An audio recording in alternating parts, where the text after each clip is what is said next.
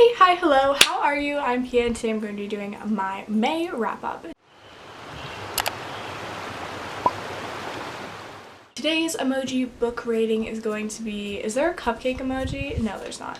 It's going to be the cake emoji. The first book that I read was a book that I did not rate, but that was The Adventures of Huckleberry Finn by Mark Twain. This I read for class, but I did end up reading the entire thing, so props to me for finishing it. Still going on my Goodreads. This wasn't my favorite thing. I saw what it was doing, and it was great for that. It felt like it didn't have a storyline. It didn't have like a fluid what was going on. It just like things kept happening and then didn't seem there was like a goal, you know? Next up, I finished the audiobook for Clockwork Princess by Cassandra Clare. I gave this a 5 out of 5 stars.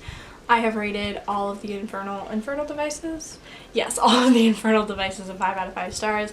This series is so close to my heart. I love the characters with every little fiber of my being. Since this is the third book in a trilogy and also like a companion trilogy to the Mortal Instrument, you know how Shadowhunter books work, right? And if you don't, look it up. That's what I had to do. Next up here, I read Throne of Glass by Sarah J. Maas. That kind of rhymes, it's kind of fun. I gave this a 3 out of 5 stars. I really enjoyed my time reading it. I thought it was exciting and fun. I didn't love the romance. I will say that about literally every book because I'm really picky with romance. I just don't understand why people can't just be decent from like the get-go. Like, you know, it's like, no, I was mean to you because I love you. It's like, can't you just be nice to me? I'm making fun of this book, but I really liked it. I thought it was a fun time. I'm going to continue with the series. Was it the most revolutionary and perfect book? No. Did it have its flaws? Definitely. But it was fun, it was entertaining, and yeah. Next up, I read the ever-popular Daisy Jones and the Six by Taylor Jenkins Reid. I was going to say the Six. I listened to this on audio because it's a full cast audiobook, and everyone listens to the audiobook, so I listened to the audiobook. And I really enjoyed this. I thought I was going to like it more than Evelyn Hugo, but unfortunately I did not. But that does not discredit anything about this book. I really enjoyed it. I gave it a 4 out of 5 stars, which means it was really good. It just wasn't a perfect 5-star book. I think there were definitely things that could have been improved upon. Like, there were some side characters that I really felt like I didn't really know anything about, like people of the band. And I thought that, especially since it is Daisy Jones and the Six, I feel like I didn't know every single Six member. I knew like 2. But I loved Daisy Jones as a protagonist. I thought all the characters that we did get to know were really morally gray and really done well. I think Taylor Jenkins Reid does a really great job with her characters. I just think she had too many wielding at once, and especially in a short book, that she wasn't able to fully flesh out some of them. I read / listened to Again But Better by Christine Riccio. I went to a book signing for her book. I have a vlog of that, and I read the book before I went, and I really enjoyed this book. It made me smile, it made me laugh, it was really cute, it had warm and fuzzies, and I kind of just took it for what it was. I knew it was a rom-com style book. I wasn't taking it for the best piece of literature in the entire world. This wasn't Mark Twain or like Shakespeare. I don't give a fuck about Mark Twain actually, so it was really good and I really liked it. I gave it a 4 out of 5 stars. It was just pure enjoyment. It was pure fun. I actually liked that it delved into a couple things that I didn't expect it to. If it just had been surface level, I definitely would have given it a 3 out of 5 stars, but it did talk about codependency, which I think is not talked about nearly enough in romance books and in general, because it's such a problematic thing that like no one talks about. It also talks about societal expectations and parental expectations as a forefront topic, because the main character Shane is pre-med, but she goes to London for a creative writing program. So like I read it and I was like, whoa, like she went there, and I was like, in the best possible way, best possible. And then I like read the title and I was like, why is it called again? And I was like, am I the dumbest bitch? Yeah. Then I listened to the audiobook for Unfiltered, No Shame, No Regrets, Just Me by Lily Collins. This is her memoir, and I really enjoyed this. I don't usually go into nonfiction that much, and I really love Lily Collins. She's such a sweet little baby. I really liked learning about her life, especially like the struggles, because you see actors and you're like, they're so perfect.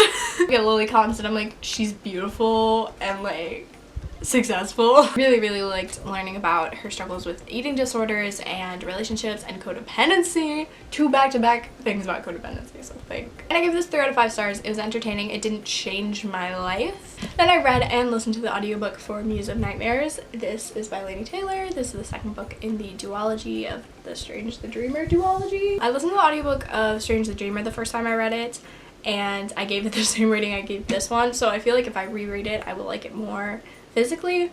But I ended up listening to the audiobook and I did really enjoy it. I gave this a 4 out of 5 stars. I didn't like it as much as the first one, and I don't know if that's because of the audiobook or just in general, but I still love this duology. It still stands up. Definitely really good.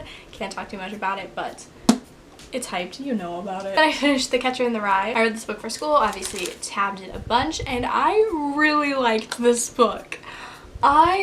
You'll never hear me say this about a school book ever again, but I really enjoyed it. I gave this a 4 out of 5 stars. It was beautiful. I'm going towards a 4.5. It was so good. I can't even express, like, there are so many themes in this, and it just perfectly captured my teenage angst, and I just really felt it. He was like, I'm so depressed, I'm gonna die, and I was like, me? He's just kind of a mess. He gets on people's nerves. He's a teenager. This is kind of the perfect teenage coming of age story, and I loved it a lot. He's a little snotty, he's a little sassy, he's got lots of problems. So I read The Color Purple for school, and I didn't really have to read it for school, but I did. And I didn't really like this as much as The Catcher in the Rye, I think just because it didn't have the same level of meaning to me. But also, I did not read it because I feel like the books I read for school probably go over my head, and I don't analyze them as much as I could be and as much as classics should be, so I don't feel like I'm qualified to rate it. I did really enjoy it, and it had a nice happy ending, which made me really happy because I was like, is there a light at the end of this tunnel? And there was. Really awkward. The Help by Catherine Stockett, and this was fantasmical. This was fantastic. I loved this book. I loved the characters. There's 3 POVs. 2 are black maids during the 60s, and 1 is a potential writer who is seeing the injustice and trying to talk about it and finally giving the help their voice in a book. It's really awesome. I was really apprehensive going into this because I picked it out of my TBR jar. I just didn't think I was in the mood for historical fiction. I didn't know what it was about. I just knew it was set in the 60s.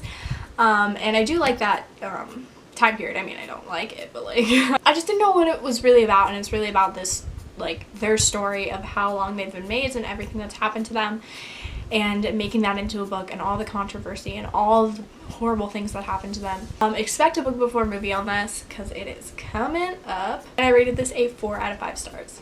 Definitely really good. The last book I read, I listened to an audio, and that was Renegades by Marissa Meyer. This is a superhero story that definitely has some polarizing opinions. I gave this a 3.5 out of 5 stars. I really enjoyed it. I had a fun time reading it. I do think that the male character could have been developed a little bit more, but I loved how I was doubting which side I was on, and there wasn't really a good side, and I loved that. Especially in superhero stuff, I feel like it's like good versus bad, good versus bad. It's like very black and white, but it was so morally gray. Both sides, it was like, oh, we're supposed to be the villains and you're supposed to be the protectors, but are they really the villains and the protectors? Is it the other way around, or is it a little bit of both? Anyways, those are all the books that I read this month. Please let me know what you guys read. If you read any of these books and you have some really different opinions, let me know. If you have the same opinion, you can let me know as well, but it's less cool. Anyways, like, comment, subscribe, do all the things, and I will see you in my next video. Bye!